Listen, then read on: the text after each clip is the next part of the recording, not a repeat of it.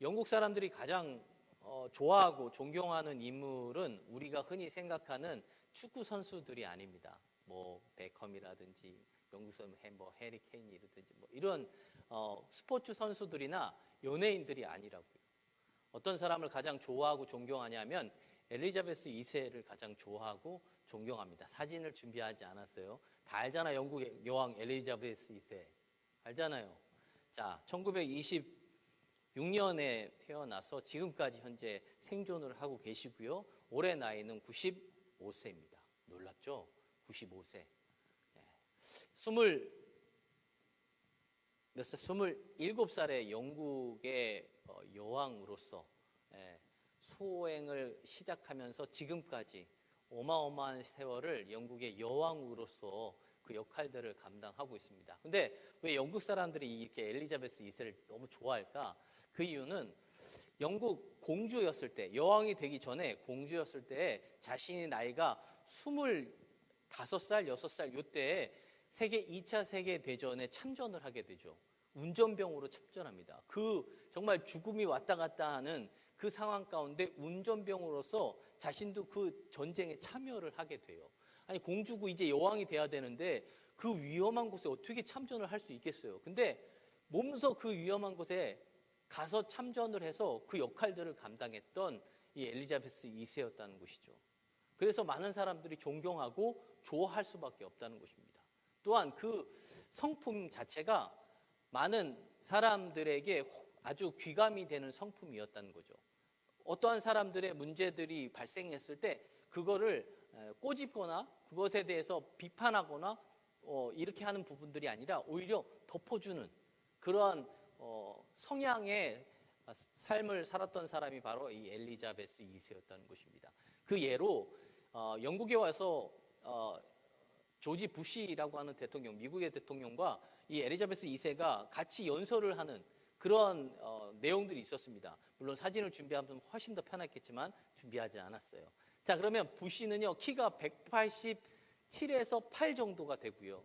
이 엘리자베스 2세 키는 160이 거의 안 되는 그런 수준의 키예요. 키 차이가 엄청나잖아요. 그럼 강단해서 연설을 할 때 마이크 자체를 잘 맞춰줘야 되는데 처음에 부시가 미국 대통령이 그 엄청난 키의 부시 대통령이 연설을 했단 말이죠.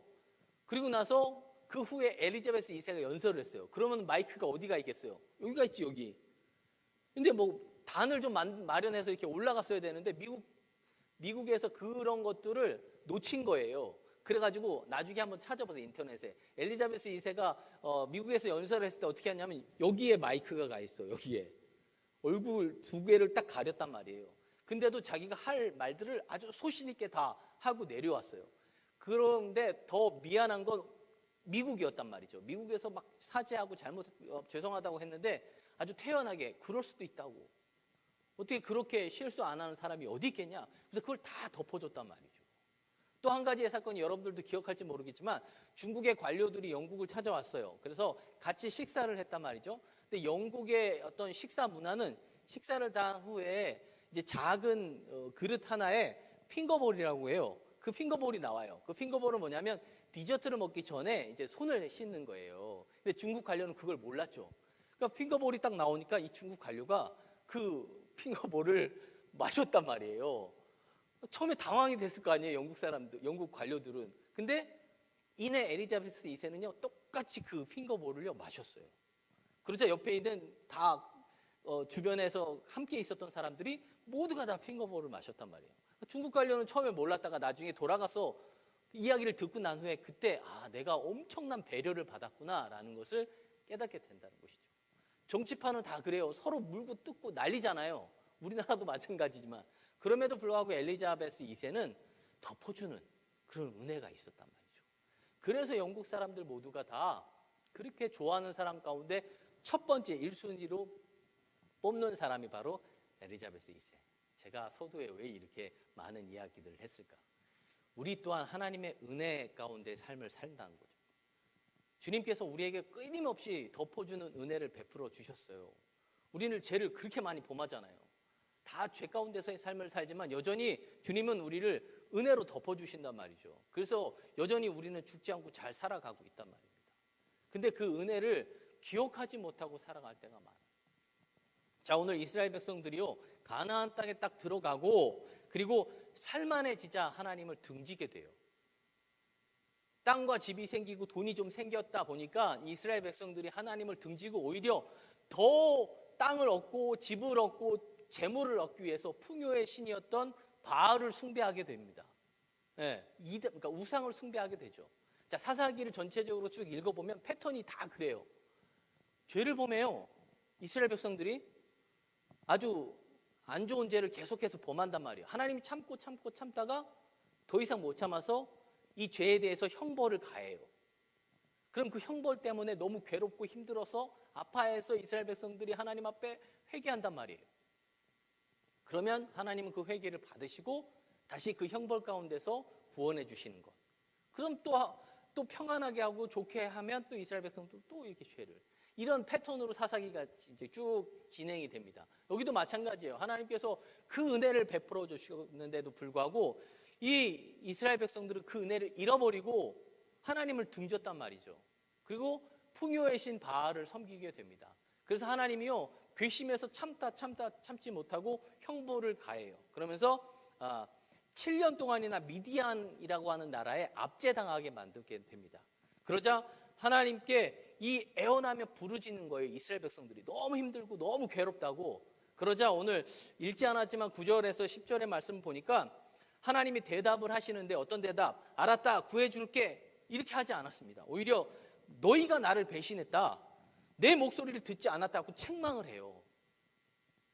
근데 놀라운 것은 그렇게 10절이 마무리되고 11절에 보니까 하나님이 천사를 보내시는데 그 천사가 누구를 만나고 있어요? 기드온을 만나고 있다는 것이죠.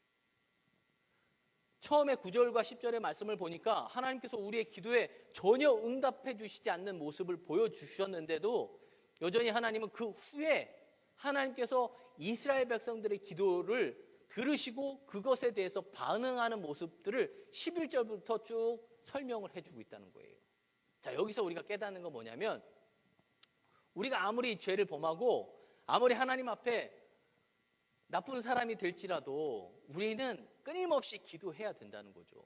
눈물 콧물을 뿌려서 기도하면 때로는 하나님은 거기에 응답을 해주지 않을 때도 있어요. 괘씸해서 듣지 않을 때도 있고 약속이라는 것들 해주지 않을 때도 있단 말이죠.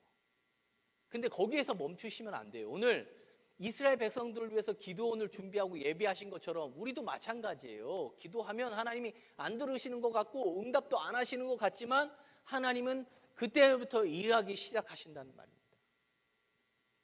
자, 기도는 반드시 응답된다는 사실을 다시 한번 우리가 기억해야 된다는 것이죠. 자, 그런 일이 진행될 때 오늘 미디안에 있는 사람들, 미디안 사람들이 또 공격을 가하기 시작하고 33절에 이미 이제 이스라엘을 압제하고 있었던 그 미디안이 더 많은 것들을 약탈하기 위해서 지금 공격을 하는 거예요. 그러자 하나님께서는 더 빠르게 하나님의 일들을 행하고 계시죠. 그래서 하나님의 영이 기드온을 옷 입혀주시고 또 기드온을 통해서 나팔을 불어서 하나님의 군대, 즉 이 미디안 사람들과 싸울 군사들을 모으게 되는데 몇 명이 모여졌어요? 13만 2천 명이 모여졌다고요. 아니 3만 2천 명이 죄송해요. 13만 5천 명은 미디안 군인들. 그러니까 나팔을 불어서 이제 싸워야 돼. 하나님의 영이 임했어요. 그래서 이제 나팔을 기드온이 확 불었단 말이에요. 3만 2천 명이 모인 거야. 많다고 생각하지만 절대 그렇지 않아요. 미디안은 몇 명이에요? 13만 5천 명이야. 그럼 5대 1로 싸우는 거예요. 아무리 잘 싸우는 사람도 5대 1로 싸워봐. 이기는 사람이 몇 명이나 있겠어. 여자 5명에 남자 하나도 남자가 이길 수가 없어요. 남자 5명에 여자 하나는 이길 수 있어. 여자는 강하니까. 예, 그래요. 그러니까 그렇게 되는 상황 가운데 지금 자 37절의 말씀 보세요. 갑자기 기드온이 하나님께 엉뚱하게 지금 구하는 거예요. 뭘 구해요? 하나님을 시험하는 겁니다.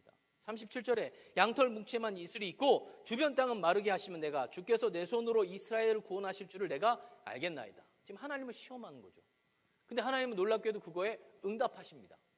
그래서 양털 뭉치만 이슬에 적게 하고 주변은 다 마르게 했어요. 그러자 또 한 번 하나님을 시험하죠. 39절의 말씀, 구하옵나니 내가 이번만 양털로 시험하게 하소서 원하건대 양털만 마르고 그 주변에 있는 땅은 다 젖게 해주십시오. 근데 놀라운 것은 하나님 또 그렇게 해줬다는 거예요. 생각해 보세요. 무례할 수 있어요. 마치 기드온이 하나님을 시험하는 부분들이 뭐처럼 느껴지냐면 하나님께 명령하는 것처럼 느껴지고 하나님은 마치 순종하는 것처럼 느껴진단 말이에요.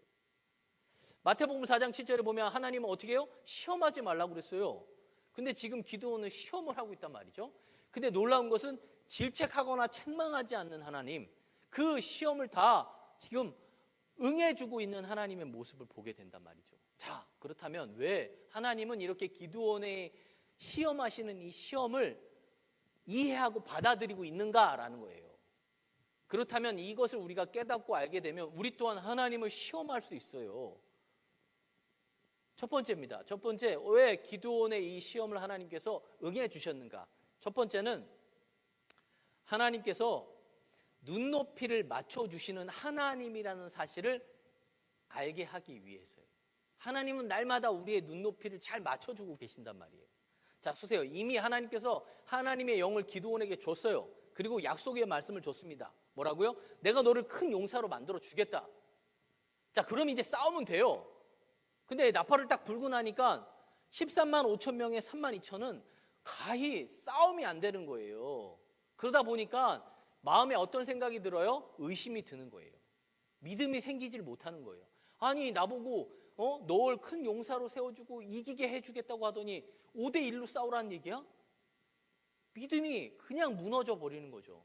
그래서 지금 이 기드온은요, 하나님에게 나에게 표적을 보여달라는 거예요. 내 눈높이에 맞춰서 하나님의 응답을 나에게 허락해 달라는 겁니다. 그래서 오늘 하나님을 시험하는 거예요. 우리도 그렇잖아요. 기도하고 하나님께서 그렇게 행하신다고 응답해 주셨음에도 불구하고 우리의 현실 앞에서 어려운 문제들이 딱 발생하면 어떻게 해요? 믿음이 무너져 버린단 말이에요. 그래서 뭐요? 시험에 든단 말이죠. 실족하게 된단 말이죠. 아니, 이게 과연 내가 기도하고 이렇게 눈물 콧물 흘려 기도한 결과가 이런 건가라는 마음이 들 때가 있다는 것입니다. 그럴 때 하나님은 우리에게 구하는 게 뭐냐면 표징을 구하라는 거예요. 그렇게 의심될 때는 거기서 마음에 실족하지 말고 오히려 하나님을 시험해 보라는 얘기입니다.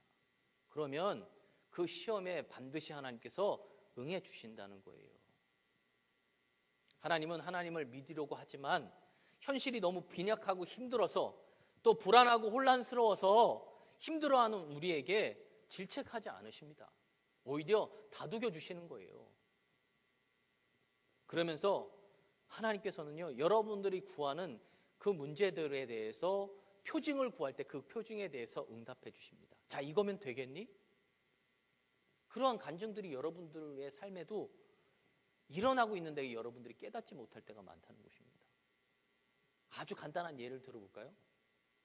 너무 간단해서 아마 공감을 할지 안 할지 모르지만 어제 저녁에 여러분들이 잠을 청하면서 오늘 아침에 과연 나는 내일 아침에 일어날 수 있을까라고 생각하면서 긴장하면서 주무신 분이 있으세요? 없잖아요. 하나님이 은혜를 베풀어서 오늘 이 자리에 왔다니까요. 우리의 모든 신경이나 우리의 모든 육체가 각기 자기들 맘대로 움직이고 자기들 맘대로 평가하고 자기들 맘대로 판단하면서 하면 우리는요, 침대에서 일어나는 것조차도 수십 시간이 걸린다니까요. 눈은 뭐라고 얘기하겠어요? 뜰까 말까 고민할 거 아니에요. 야, 피곤하니까 눈 뜨지 말자. 눈이 눈을 뜨지 않으면 우리는요, 일어날 수가 없단 말이죠. 근데 그런 게 아니잖아요. 우리의 의지대로 우리는 눈을 뜰 수 있고 일어날 수 있다는 것입니다. 하나님의 은혜가 아니면 감히 생각할 수 없는 것이라는 거죠. 근데 너무 당연하다 보니까 우리가 그거에 대해서 감사가 없고 그것이 은혜라는 것을 모르면서 살아가는 거죠. 오늘 기드온도 그렇지만 예레미야도 마찬가지입니다. 선지자의 사역을 감당하면서 너무 힘들고 어려울 때 예레미야 15장 8절의 말씀을 18절 말씀 보니까 하나님 존재 자체를 부정해 버려요. 아니, 선지자가 예언자라고 하나님께서 세워주신 선지자가 하나님 자체를 부정하고 있는 상황이었다니까요. 그때 하나님께서 15장 20절에 이렇게 말씀합니다. 내가 너로 이 백성 앞에 견고한 놋 성경이 되게 하리니 그들이 너를 칠지라도 이기지 못할 것은 내가 너와 함께하여 너를 구하여 건짐이라. 그렇게 낙심하고 하나님 자체를 부정함에도 불구하고 하나님은 그 예레미야를 질타하지 않습니다. 오히려 너와 함께한다라는 확신의 말씀을 주고 있다는 것입니다. 이 고마우신 하나님이 기드온에게도 예레미야에게도 그렇게 고맙지만 우리에게도 동일하다는 거죠. 어렵고 힘들어서 우리가 낙심될 일이 생겼을 때 믿음 잃어버리지 말고 오히려 하나님을 시험하세요. 나 이거 하나님께서 이렇게 해주신다고 하셨는데 왜 이걸 해주지 않으십니까? 하나님 저를 이렇게 하기를 원합니다 하고 하나님께 내가 필요로 하는 것들을 구하셔야 된다는 거죠. 오히려 믿음 잃어버리는 것보다 훨씬 더 낫습니다. 하나님은 그러한 우리의 기도를 들으시고 우리의 눈높이에 맞춰서 응답해 주신다는 사실을 다시 한번 기억하시고 오늘 기도원과 같이 하나님을 시험하되 믿음을 잃어버릴 것 같으면 내가 실족할 것 같으면 더 하나님을 의지하고 그 하나님께 시험할 수 있는 그런 여러분들의 믿음이 되시기를 주님의 이름으로 축원합니다. 자, 하나님이 시험을 허락하신 두 번째 이유는 포기하지 않으려고 시험이 있기 때문에 하나님은 그 시험을 잘 받아주고 있다는 사실입니다. 자, 보세요. 기드온이 나팔을 불어서 군사를 소집했을 때 3만 2천 명이 모였습니다. 이때 생각해 보세요. 14만 5천 명의 대군을 앞에 바라보고 3만 2천이면 도저히 못하겠다고 할 수 있어요. 두 손 들을 수 있어요. 이건 아닌 것 같다고. 나는 싸움하지 않겠다고. 나는 그들과 전쟁하지 않겠다고 포기할 수 있단 말이죠. 너무 터무니없기 때문에 그럴 수 있어요. 그런데 기드온은 포기하는 대신에 뭘 선택했느냐? 하나님께 표징을 선택했단 말이에요. 내가 포기하지 않을 테니 하나님 나에게 하나님의 표징을 정확하게 보여주십시오. 그러면서 오늘 솜털 뭉치를 가지고 젖고 젖지 않는 것에 대해서 지금 하나님께 표징을 구하고 있단 말입니다. 폴 틸리가 쓴 영원한 지금이라는 책에 보면 이렇게 내용이 나와요. 신앙이 무엇이냐? 신앙이란 의심을 제거하는 것이 아니고 의심을 신앙의 한 요소로 받아들임으로써 의심을 극복하는 용기이다라고 말하고 있습니다. 우리에게 의심이 생겼을 때 그 의심으로 말미암아 그 의심으로 우리가 실족하거나 낙심하는 일이 아니라 오히려 그 의심을 우리 안에 품고 그 의심이란 자체를 뭐예요? 이겨내서 믿음의 싸움을 계속해서 하기를 원하신다는 거예요. 하나님께서 표징을 구하는 시험을 하지 않고 믿음의 싸움을 하면 최고의 신앙이지만 이런 이상적인 신앙을 우리가 가지기가 쉽지 않단 말이죠. 그렇기 때문에 우리는 마음에 의심이 생기거나 문제들이 생겨졌을 때 그냥 이것에 대해서 그냥 꿍꿍하면서 믿음을 실족하지 말고 오히려 하나님 앞에 나 이걸 못 믿겠어요 라고 담대히 말하고 그리고 표징을 구하는 게 오히려 더 낫다는 것입니다. 포기하거나 포기할 만큼의 낙심하는 것보다는 오히려 하나님 앞에 내가 이것 때문에 이렇게 포기할 그런 상황이니까 하나님 나에게 표징을 보여주십시오 하는 것이 훨씬 더 낫다라고 오늘 설명해 드리는 거예요. 그럼 하나님은 분명히 무례한 시험에도 불구하고 우리에게 확신을 주신다라는 것입니다. 자, 이렇게 생각하는 분들이 계세요. 표징을 구하고 하나님을 시험하는 것이 그릇된 신앙이 아닐까. 이거는 좀 믿음 없는 것 아닐까라고 생각하는데 그렇지 않습니다.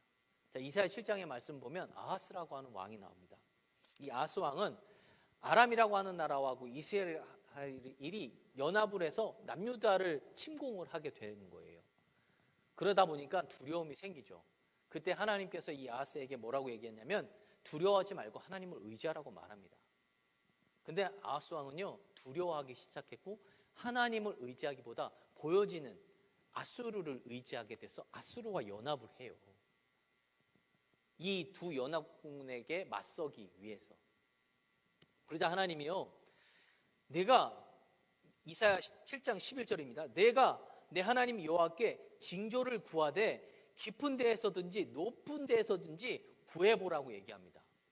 근데 놀라운 것은 이때 이 아하스 왕이 의의 대답을 해요. 이사야 7장 12절의 말씀 보니까 나는 구하지 아니하겠나이다. 나는 여호와를 시험하지 아니하겠나이다. 시험을 해보라고. 그러면 내가 그 구하는 것마다 내가 들어주겠다라고 하나님께서 말씀하셨음에도 불구하고 아하스 왕은 어떻게 제가 하나님을 시험할 수 있겠습니까? 라고 하는 것처럼 보여지고 있어요. 근데 이건 겉으로 보기엔 그렇지만 그게 아니에요. 오히려 신앙 자체가 엉망인 거예요. 만약 내가 하나님을 의지하고 하나님께 구해서 하나님이 들어주면 이제 하나님 뜻대로 움직여야 되는데 자기는 그러고 싶지 않은 거예요. 그래서 어떻게 해요? 어떻게 하나님께 표징을 구할 수 있겠느냐? 나는 그렇게 하지 않겠다라고 얘기하죠. 오늘 우리가 이러한 모습을 갖고 있지 않은지 돌아보셔야 돼요. 하나님은 표징을 구하라고 하는데 내가 표징 구해서 하나님이 들어주면 이제부터는 하나님 안에서 벗어나면 안 되는 그런 삶을 살아야 되는 건 아닐까? 더 걱정이 생겨서 오히려 표징을 구하지 않는 삶을 살아가고 있지는 않은지 돌아보셔야 된다고요. 오늘 무례하지만 하나님께서 이 기드온의 두 가지의 이 시험을 들어주신 이유가 무엇인지를 생각해 보셔야 돼요. 제가 목회를 시작하면서 목회를 하기 쉽지 않았어요. 하고 싶지 않았어요. 여러분들 같은 목회를 하고 싶겠어요? 물론 이렇게 큰 교회에서 성장하고 이런 큰 교회에서 신앙생활을 하게 되면 할 마음을 가질 수도 있어요. 목회를 하면 나름대로 저렇게 큰 교회도 할 수 있고 이럴 수도 있겠구나라는 생각을 가질 수 있겠지만 저는 개인적으로 신앙생활을 처음에는 어릴 때는 큰 교회에서 했지만 성장하면서부터 개척교회를 많이 다녔단 말이죠. 개척교회 목사님들이 얼마나 힘든지 몰라요. 쌀이 없어요. 먹고 살기가 힘들어요. 그걸 눈에서 직접 봤는데 제가 하고 싶겠어요? 하기가 싫어요. 근데 기도원을 가는데 그 기도원 원장 목사님께서 목회를 해야 된다는 거예요. 얼마나 하기 싫겠어요. 100일 새벽 제단을 쌓으라는 얘기죠. 근데 그때 당시 제가 기도원에 간 이유는 저에게 간절함이 있었단 말이죠. 목회에 대한 간절함이 아니라 하나님께 응답받아야 할 간절한 기도의 제목들이 있었어요. 그 기도의 제목을 응답받고 목회를 하려면 새벽 제단을 쌓으라는 거예요. 그리고 하나님 앞에 반드시 하나님께서 들어줘야 할 기도의 제목을 써서 그걸 놓고 기도하라는 거예요. 하나님을 시험해 보라는 거예요. 반드시 하나님께서 당신을 목회자로 쓰기 위해서는 하나님께서 이 기도에 응답해 주실 거라고. 10가지를 썼다니까요. 10가지를 썼어요. 그리고 그때 당시엔 제가 직장을 다녔대요. 여러분들도 직장 생활을 해보면 알겠지만 100일 새벽 제단을 한 번도 빠짐없이 한다는 게 쉽지 않아요. 직장에는 별의별 일이 다 있잖아요. 밤 늦게까지 일을 할 수도 있고 회식을 이렇게 갈 수도 있고 그 다음날 아침 새벽 4시 반에 일어나기가 쉽지 않아요. 근데 우격다짐으로 100일 새벽 제단을 쌓았단 말이죠. 뭐 때문에? 10가지 기도 제목. 내가 요걸 들어주나 안 들어주나 그러니까 한번 보겠다고. 놀랍죠? 100일 딱 끝나면서 하나님이 응답해 주신데 7가지를 응답해 주셨어요. 그건데 첫 번째 기도 제목이 죄였단 말이죠. 저희가 3년 동안 아이가 없었어요. 유산을 한번 하고 나서 아이가 없었을 때 제일 첫 번째 기도 제목이 아이에 대한 출산의 기도의 제목이었어요. 그러면서 7가지를 내리 하나님이 그걸 들어주시는 거예요. 근데 3가지는 안 들어주셨어요. 왜요? 제 정욕이 너무 많이 들어간 거야. 제가 진짜 구하는 것 중에 너무 큰 걸 구한 거예요. 3가지를 딱 빼고 7가지를 들어주시는데 목회를 안 할 수가 없어요. 그래서 시작한 목회가 벌써 이제 거의 20년가량을 지금 목회를 하고 있는 중에 있습니다. 때로는 우리에게도 시험할 수 있는 하나님이 계시다는 사실을 기억하셔야 돼요. 그러면서 기도를 멈추지 말아야 된다는 것이죠. 오늘 하나님의 영이 임하고 이미 약속의 말씀을 줬음에도 불구하고 믿음이 흔들릴 때 기도원이 선택한 방법은 하나님께 표징을 구한 거였어요. 그리고 그 표징에 하나님 응답해 주셨다는 거죠. 내 욕심을 위한 표징이 아니었어요. 믿음이 흔들리기를 원하지 않는 간절한 기도원의 마음이 하나님께 상달됐기 때문에 하나님은 무례하게 생각하지 않고 그 표징을 그대로 받아서 그대로 하나님께서 응답해 주셨다는 사실입니다. 다시 한번 우리가 기억하셔야 되고, 하나님 앞에 믿음이 흔들리기보다는 오히려 하나님께 표징을 구할 수 있는 그 믿음을 가지고 하나님을 시험할 수 있는 그런 여러분들의 믿음이 되시기를 주님의 이름으로 축원합니다.